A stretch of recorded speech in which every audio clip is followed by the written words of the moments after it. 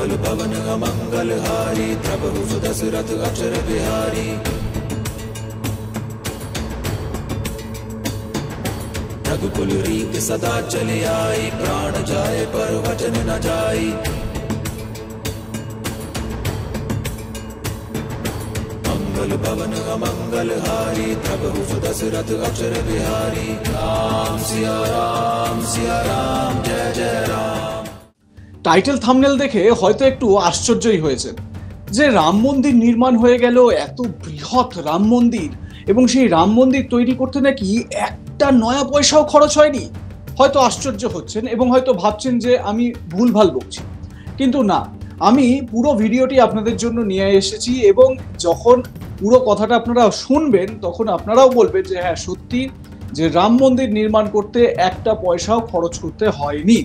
Actually Ram জন্মভূমি তীর্থক্ষেত্র trust যে কাজগুলো করেছে, মানে যে প্ল্যান করে আর কি এই রাম মন্দির নির্মাণ করা হয়েছে বা করেছে সেই ট্রাস্ট, সেটা প্রশংসার মতন। এবং সার্বিকভাবে যদি আমরা দেখি তাহলে বলতেই হবে যে হ্যাঁ এত কোটি টাকার রাম মন্দির, কেউ কেউ বলছেন 1100 কোটি টাকার রাম মন্দির, কেউ বলছেন 1800 কোটি টাকার রাম মন্দির, কিন্তু এই এত কোটি টাকা নাকি কোনোভাবেই খরচ হয়নি। এবং অনেকে বিরোধীরা, মানে শাসক দলের বিরোধী, কেন্দ্রের যে শাসক দল বিজেপির, সেই বিরোধী দলগুলো তো অভিযোগ করছেন যে এত কাঁড়ি কাঁড়ি টাকা সরকারি জায়গা থেকে খরচ করে বা সরকারি ফান্ড থেকে খরচ করে এই মন্দির নির্মাণের মানেটা কি। আপনাদের মনে থাকবে লালু প্রসাদের ছেলে তেজস্বী যাদব, লালু প্রসাদ যাদবের ছেলে তেজস্বী যাদব, তিনি একটা কমেন্ট করেছিলেন এই রাম মন্দির নির্মাণের কয়েকদিন আগে। তিনি বলেছিলেন যদি খিদে পায় তাহলে কি মন্দিরে যাবেন খাওয়ার জন্য, সেখানে তো গিয়ে আপনাকে দান করতে হবে, উল্টে টাকা চলে যাবে। भूख लगेगा तो मंदिर जाइएगा, वहां तो दाने देना पड़ता है कि नहीं। এবং রাহুল গান্ধী থেকে শুরু করে কংগ্রেস নেতৃত্ব, এদিকে পশ্চিমবঙ্গের মুখ্যমন্ত্রী মমতা বন্দ্যোপাধ্যায়, তারা প্রত্যেকেই রাম মন্দির যে প্রতিষ্ঠা, প্রাণ প্রতিষ্ঠার যে দিন, সেই দিনটি তারা উপস্থিত ছিলেন না অযোধ্যায়। তাদের কাছে আমন্ত্রণপত্র গিয়েছিল কিন্তু তারা এই দিনটিতে উপস্থিত ছিলেন না। যাই হোক, সেটা একটা অন্য প্রসঙ্গ, আজকের প্রসঙ্গ কিন্তু এটা নয়। আজকের যে প্রসঙ্গ, সেই প্রসঙ্গ নিয়ে আমি আপনাদের বলবো বিস্তারিত। তবে তার আগে যেটা করতে হবে, আপনাদের অবশ্যই আজ তাক বাংলার ইউটিউব চ্যানেল সাবস্ক্রাইব করে নিতে হবে, বেল বাটন প্রেস করতে ভুলবেন না, তাহলে নোটিফিকেশন পেতে থাকবেন। ও হ্যাঁ, আজ তাক বাংলার হোয়াটসঅ্যাপ চ্যানেল আপনারা ফলো করুন, একই জায়গায় বিভিন্ন কন্টেন্ট আপনারা পেতে থাকুন, মানে খবরের বিভিন্ন কন্টেন্ট, তার পাশাপাশি এই ধরনের যে কন্টেন্টগুলো যেগুলো আমাদের জ্ঞানের জন্য খুব ইউজফুল হয়, সেই কন্টেন্টগুলো আপনারা পেতে থাকবেন রেগুলার বেসিসে। আজকে যখন এই রাম মন্দিরের প্রতিষ্ঠা নিয়ে আমি আলোচনা করছি বা রাম মন্দিরকে তৈরি করা নিয়ে এই ভিডিওটা বানাচ্ছি, তখন একটা খুব সুন্দর ভগবান রামের একটি শিক্ষা, যেটা তিনি ভগবান হনুমানকে, বজরংবলী হনুমানকে তিনি এই শিক্ষাটা দিয়েছিলেন, এবং মাল্টিভার্সের থিওরি কিভাবে রামায়ণে কাজ করেছিল বা রামায়ণে ছিল, সেই সম্পর্কে একটা ব্যাখ্যাও সেখান থেকে পাওয়া যায়। আপনারা যদি সেই ভিডিওটি সম্পর্কে ইন্টারেস্টেড হন তাহলে আই বাটনে ক্লিক করে সেটি দেখে নিতে পারেন। এছাড়াও ডেসক্রিপশনে আমি লিঙ্কটি দিয়ে দেবো, সেই লিঙ্কে ক্লিক করে আপনারা জানতে পারবেন। এবারে আমি আজকের টপিকে আসি।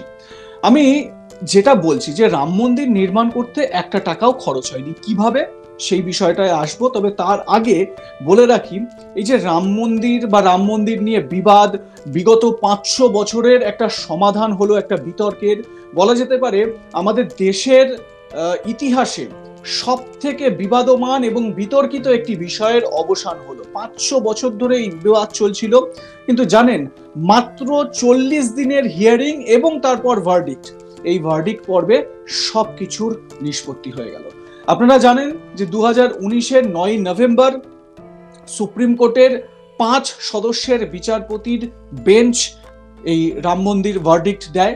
সেই সময় প্রধান বিচারপতি ছিলেন জাস্টিস রঞ্জন গগৈ, এবং তার পাশাপাশি আরো 4 জন বিচারপতি ছিলেন, যার মধ্যে বর্তমান যিনি প্রধান বিচারপতি, বিচারপতি DY চন্দ্রচূড়, তিনিও ছিলেন সেই বেঞ্চে।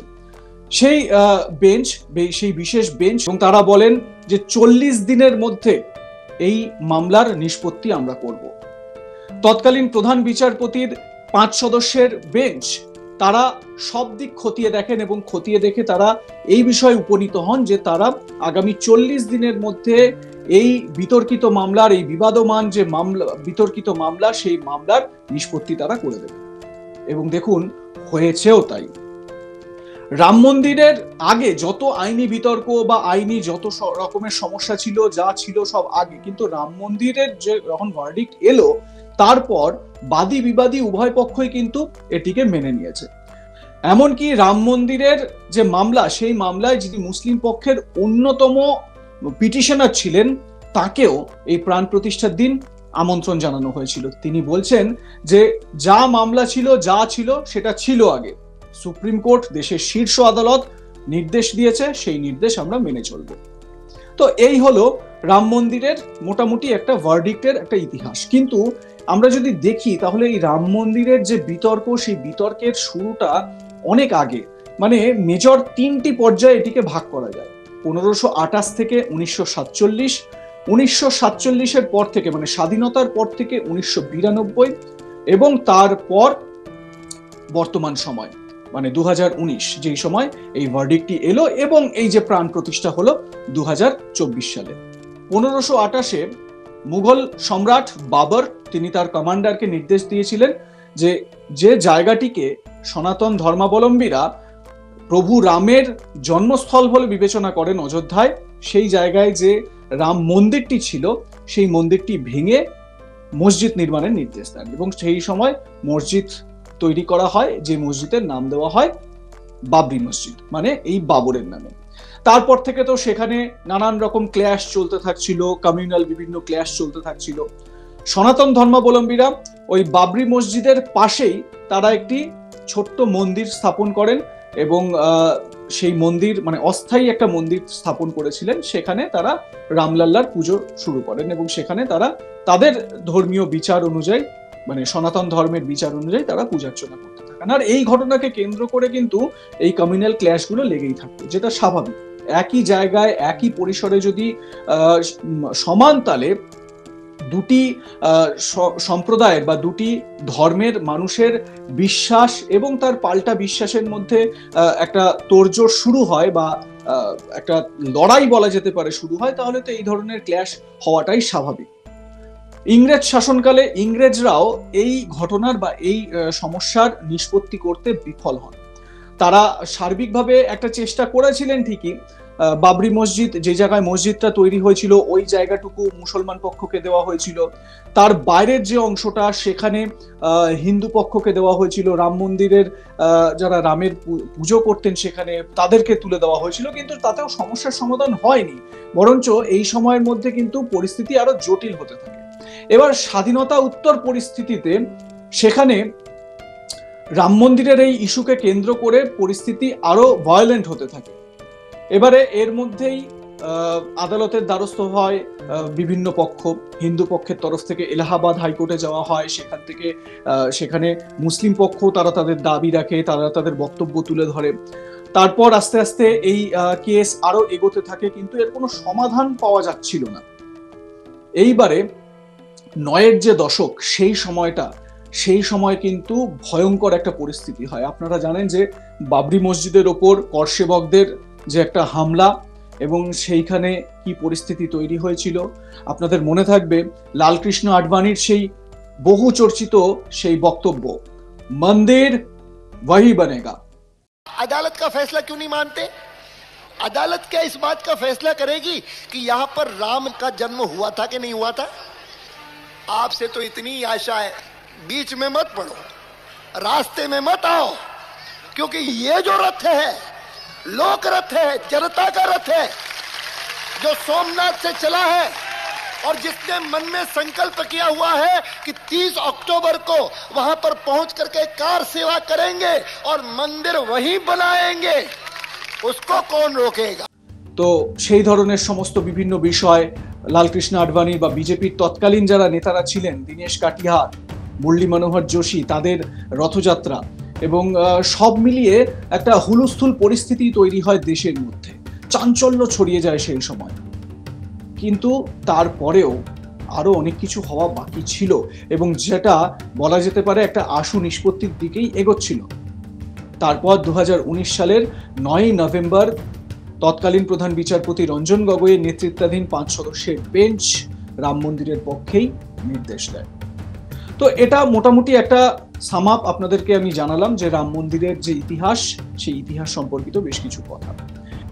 রাম জন্মভূমি তীর্থক্ষেত্র ট্রাস্টের তরফ থেকে অনুমান করা হয়েছিল যে মন্দির নির্মাণ করতে ওই মোটামুটি 900 কোটি থেকে 1100 কোটি টাকার মধ্যে তাদের খরচ হবে, কিন্তু সেই খরচটা বাড়তে বাড়তে প্রায় 1800 কোটি টাকা পর্যন্ত হয়ে যায়। ট্রাস্টের তরফ থেকে মনে করা হচ্ছিল যে পরিমাণ দান আসবে সেই দান দিয়ে তারা এই মন্দির যেরকম পরিমাণ দান আসবে সেই মতো তারা এই দানটা থেকেই তারা মন্দির নির্মাণ কার্যে সেটা ব্যবহার করবে।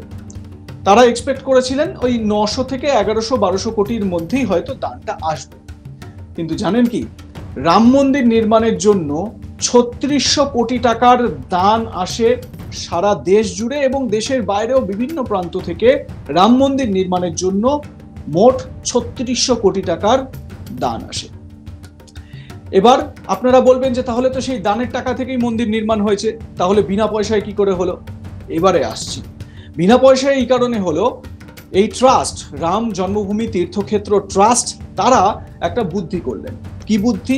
তারা করলেন যে পরিমাণ টাকা এসেছে সেই টাকাগুলো তারা দেশের 3টি মেজর রাষ্ট্রায়ত্ত ব্যাংকে ইনভেস্ট করলেন, বা সেখানে টাকা রাখলেন, সোজা বাংলায় যদি বলি। এবারে তারা টাকা রেখেছিলেন স্টেট ব্যাংক অফ ইন্ডিয়ায়, তারা টাকা রেখেছিলেন পাঞ্জাব ন্যাশনাল ব্যাংকে, তারা টাকা রেখেছিলেন ব্যাংক অফ বরোদায়। এই 3টি মেজর রাষ্ট্রায়ত্ত ব্যাংকে তারা টাকাটা রাখেন। এবারে হচ্ছে সেই টাকাটা, সাধারণত আমরা যখন ব্যাংকে টাকা রাখি তাহলে কি হয়, সেই টাকার পরিপ্রেক্ষিতে আমরা ইন্টারেস্ট পাই, প্রত্যেক মাসে মাসে আমাদের অ্যাকাউন্টে সেই ইন্টারেস্ট ক্রেডিট হয়। এবারে একবারে ভেবে দেখুন, সেই 3600 কোটি টাকা, 3600 কোটি টাকার যে অনুদান থেকে আসা বা দান থেকে আসা 3600 কোটি টাকার যে ইন্টারেস্ট, সেই ইন্টারেস্ট কত পরিমাণ হবে? প্রত্যেক মাসে সেই পরিমাণ ইন্টারেস্ট জমতে থাকে বা পড়তে থাকে, আর সেই ইন্টারেস্টের টাকা দিয়ে রাম জন্মভূমি তীর্থক্ষেত্র ট্রাস্ট এই সুবিশাল সুন্দর রামলালার মন্দির তারা তৈরি করে। এই কারণেই আপনাদের বললাম যে এই মন্দির তৈরি করতে একটা নয়া পয়সাও খরচ হয়। যে টাকাটা এসেছে সেটা সুদের টাকা, যে টাকা দান পড়েছে সেই টাকাতেও হাত দিতে হয়। তো আজকের ভিডিওটা আপনাদের কেমন লাগলো জানাতে ভুলবেন না, কমেন্ট সেকশনে আপনাদের মতামত জানান। দেখতে থাকুন আজ তাক বাংলার ইউটিউব চ্যানেল, সাবস্ক্রাইব করে নিন চ্যানেলটি, বেল বাটন প্রেস করতে ভুলবেন না।